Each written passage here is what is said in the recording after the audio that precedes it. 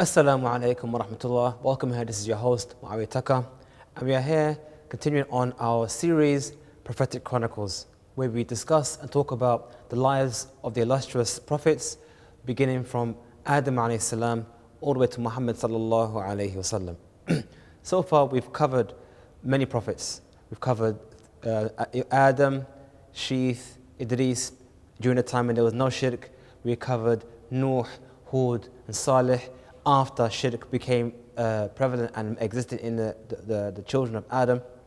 And the last couple of episodes we've been focusing a lot on Prophet Ibrahim, the individual, the prophet who Islam is modeled off of in terms of monotheism and Tawheed. And Ibrahim, as described in the Quran, that Ibrahim is the Khalil of Allah, the close friend of Allah.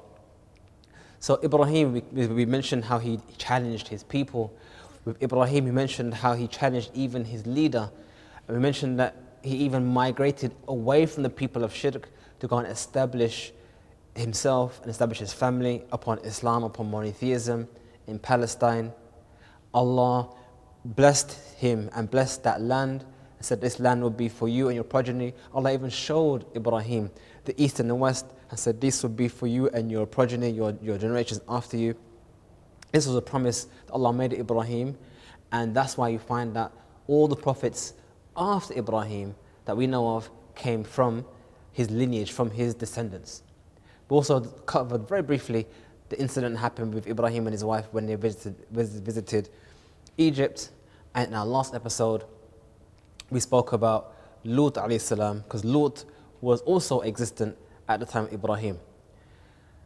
Today's episode, we're going to talk about and focus more about his first son. We mentioned before that he had his first son, Ismail, and we mentioned the story how Allah instructed Ibrahim to take his son and his wife Hajar and to place them in Mecca.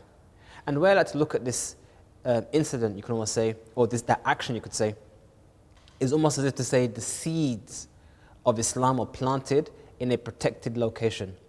Why is it protected? Because it was a place, as described, there's no vegetation and there's no water. I.e., it's not a place of conquest for people.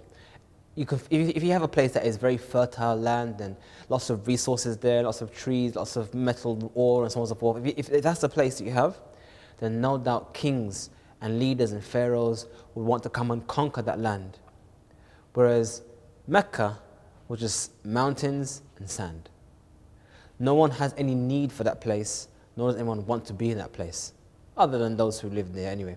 So almost placing Ismail in Mecca was like almost placing the seedlings of Islam, so that when the time is ready, the Prophet Muhammad sallallahu alaihi wasallam can occur and come and can deliver the final message of Al-Islam.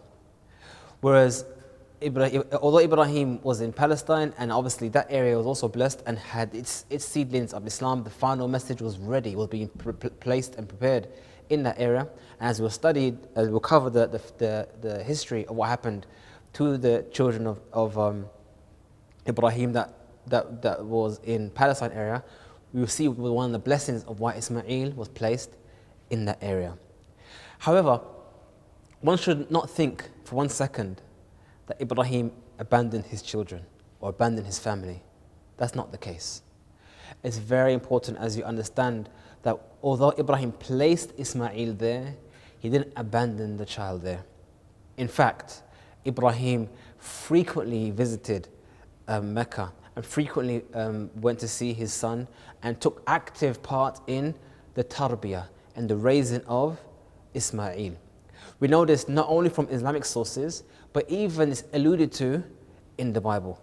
Even in the narrative of the Bible, when it comes to Ismail and his brother Ishaq, we would see, as we discussed later on, how Ismail was very much a part of Ibrahim's life. One of those examples, actually, is Ibrahim traveled down to Mecca to visit his son Ismail, and this was after Hajar had passed away. Ismail had married a lady, but he was out maybe hunting or something like that, but he wasn't at home. So Ibrahim came by, knocked on the door, said, is Ismail around? And he said, no, he's not around. So Ibrahim asked her, testing her, how's life? How's your life?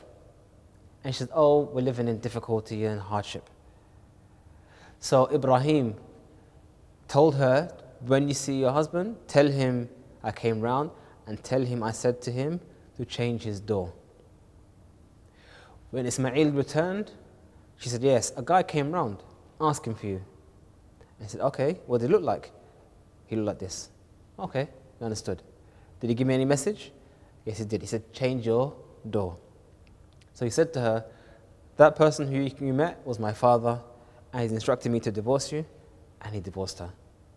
So this incident on its own, we can see quite clearly that Ismail knew who his father was very well. And not only did he know who he was, he had an understanding about his understanding with his father, to the point whereby his father could give him cryptic messages and he'd understand. Now one could speculate and say, maybe because he was a prophet, maybe it was revealed to him what it was intended. But the point here is, we can see here that it wasn't just an arbitrary person in his life, it was someone who was very important in his life, to the point whereby he was willing to separate himself from his wife on his father's instructions. This indicated or demonstrated the level of obedience and respect Ismail had for his father, that he left his wife on his instructions. But the question is, why did Ibrahim instruct that? Because Ibrahim, number one, being a prophet, obviously he has information and knowledge from Allah and experience. Remember, he was over 100 years old by this time. But also, her description of her life gave an indication of her gratitude. What kind of person is she? Is she a grateful person, or is she an ungrateful person? Her indication of describing how difficult she is, not only is she describing or being ungrateful for how she's living, I mean, she's alive, she's been provided for, she has a roof over her head, but she describes her life with difficulty. So obviously, if she's going to be the mother of the ummah to come, of Ismail's progeny, she has to be the best. And she obviously didn't fit the profile. Later on, Ibrahim returned, later date. And again, Ismail wasn't home. And he asked her, where is he? She's not around. Fair enough. And he again tested her again. How is life? And she said, Alhamdulillah, we live in ni'mah and blessing. And he said, okay, when Ismail comes home, inform him to keep his door. And when Ismail came home, he said, anyone come round? He said, yeah, a guy, he looked like this, he looked like that. So what did he say to you? He said, to keep my door. He said, okay, that was my father. I had instructed me to keep you as a wife. So we see here communication happening between Ismail and his father, Ibrahim. And we have a rapport that already exists between the two of them. Then we have the next event. Ibrahim came and he's able to find his son, and Ibrahim and Ismail together built the foundations for what we know today as the Kaaba. So Ismail and Ibrahim built the house of Allah, built the foundations of worship in that area for Ismail. And this is another indication that Ismail was a Nabi, a prophet of Allah, and he was instructing his people around him with Tawheed, and they were also upon Tawheed or monotheism. Later on, however, Ibrahim received a dream. What was that dream? His dream was that he was instructed by Allah to sacrifice his son Ismail. Now this is definitely a big test. I mean, imagine, you have a son, your firstborn son. Allah placed him in that area. You built a place of Allah, a place of worship for Allah in that area. You've done all these things, but now you've received information or instruction to sacrifice him. This is definitely a great test. But Ibrahim being Ibrahim, he listened and obeyed. So he went to Ismail, informed Ismail of the instructions given to him by Allah, and subhanallah, Ismail, much like his mother before him, Ya abati fa'al ma tu'mar, satajiduni insha'Allah min as-sabirin. Do what you've been instructed to do, You will find me, inshallah, from those who are patient. Just like his mother before, when she asked him, Ibrahim, did Allah order you to place us here? And he said, yes. And what did she say? In that case, Allah will not let us go to waste. So just like his mother before him submitted to the commands of Allah, just the same, Ismail submitted to the commands of Allah. So his head was placed down, the knife was brought ready, and Ibrahim was just about to execute the command. And just before the command was executed, the angel from the heavens instructed Ibrahim, don't do it. Stop. Allah has seen your actions, seen your heart, and seen that you have fulfilled the command. Here is a kabshan azim, here is a sheep that you can sacrifice instead of your son Ismail, and therefore Ibrahim sacrificed the sheep instead of his son. This was a great test not only for Ibrahim but also for his son. Test for Ibrahim to take the life of his beloved son.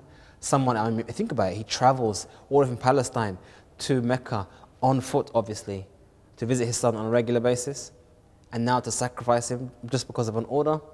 That is a pinnacle of submission, to the point whereby now this is what we do every Hajj. Whenever we can perform the Hajj, a lot of the acts of Hajj emulate the actions of the story of Ibrahim. Going from Safa or Marwa, doing the sa'i, running between the Mount Safa and Mount Marwa is emulating what Hajar did. Making tawaf around the house of Allah that was built by Ibrahim, I just mentioned. Ibrahim built the house of Allah. Also the dhabh, the sacrifice of a sheep during Hajj, as emulating what happened with Ismail and Ibrahim. But it was also a test for Ismail. Let's not forget, Ismail was also tested, and Ismail passed the test. Often we focus on the test of Ibrahim and how he passed, but sometimes we forget that also his son, he had a choice. He could have ran, he could have fought back. He said, no, I don't want to die. But he actually offered himself. He said, do what you've been ordered. You will find me from those who are patient. This is why you find that Ismail is one of the prophets of Allah. Moving on from but focusing on that topic actually of sacrifice, the children of Israel in the Bible, they claim it was Ishaq, or the son Ishaq, that was sacrificed, which we'll discuss later on. But the reality is that it was Ismail. Ismail was the true test and was the real person who was tested with that sacrifice. Because Ismail was the firstborn son of Ibrahim, and the one that carried the legacy of the final message of Al-Islam. That's what the message of Islam, or that's what Allah has taught us in the Quran. And as we mentioned before, the Quran has come to us from Allah to teach us the truth, teach us what actually happened in the past, and to make clear that which has been mentioned before that people differ in, to make clear to the people that which we may have differed. And it's important to recognize that Ismail wasn't an insignificant sibling, or not sibling, insignificant child. It wasn't just, Hajar was just the maid of Sarah, he had a child with her and she's not important. Not at all. Hajar was wife of Ibrahim. She bore for him a child, and she was a legitimate child of Ismail, of Ibrahim, and the firstborn of Ibrahim. And it is a fallacy, it's false to consider, I think, that Ismail was unimportant individual. In fact, he was a prophet and Nabi to his people. And from his progeny, as we mentioned before, came the Prophet Muhammad sallallahu alaihi wasallam. So as for Ismail, to conclude, to wrap up now, as for Ismail had 12 sons, alhamdulillah. He had many children, 12 of the sons he had. And what's interesting is that even in the Bible, it mentions who these 12 sons were and mentioned them by name, which begs the question, if Ismail was an insignificant person in the narrative of Ibrahim, why give the effort to mention and record the names of Ismail? If it was the case that Ibrahim placed Ismail in Mecca and abandoned him and left him and ignored him, then why mention him? Why mention him, how he grew up and his children? The lineage and the family of Muhammad sallallahu alaihi wasallam came from you could say the joint lineage of two of the sons of Ismail. One is Qidar and one is Nabuth, which is in English is like they call it Qaeda and Nabuth. But again, like we said, he had 12 sons, and all of them came directly from Ismail and his wife. So another example of how Ismail was a very important figure in the story of Ibrahim and the story of the Anbiya, or the prophets as a whole, is the fact that is mentioned in the Bible. So this is not something necessarily that opposes Islam, but it's something from those other sources which reinforces what we're saying. Where it mentions that when Ibrahim passed away, which is we haven't come to that part of the story yet, but when he does pass away, it mentioned in the Bible that both Ismail and Ishaq, his other son, buried Ibrahim alayhi salam. If you think about it for a second, just contemplate that for a second. If Ismail was insignificant, if he was just a child that was born to a maid, placed somewhere far away and forgotten about, then how is it the case that when his father, Ibrahim, passed away, how is it, number one, that he knew? And why was he involved in his burial? Now, I'm sure everyone knows the dynamics of families, and if you have what's called half brothers or half sisters, if there was any friction between the two of them, no doubt the side of the family that lives with the parent would not want the other family who doesn't live with a parent to be involved. The fact that Ismail was actively involved in the burial of his father indicates that, number one, there was communication between the two of them, that his brother Ishaq knew who Ismail was, and that they, most likely the case, maybe when Ibrahim was maybe ill or came close to the end of his life, maybe word was sent to Ismail to come and visit. And that actually indicates actually that in reality, maybe it wasn't a one-way thing. We think of sometimes the fact that Ibrahim traveled from Palestine to Mecca to visit Ismail, but why not Ismail also travel to Palestine? Here we have an example where that was the case, where it said Ismail helped to bury his father in Palestine. So that actually indicates, subhanAllah, that Ismail actually left Mecca and actually visited Palestine. So no doubt this was a strong family, a tight-knit family, and a family that of prophets and anbiya that learned from each other, gave da'wah to the people, and was a significant part of the story of Al-Islam. We hope you find this video beneficial, and inshallah we will continue in our next episode talking about in detail Ishaq and the family of Ishaq. Assalamu alaikum wa rahmatullahi wa barakatuhu.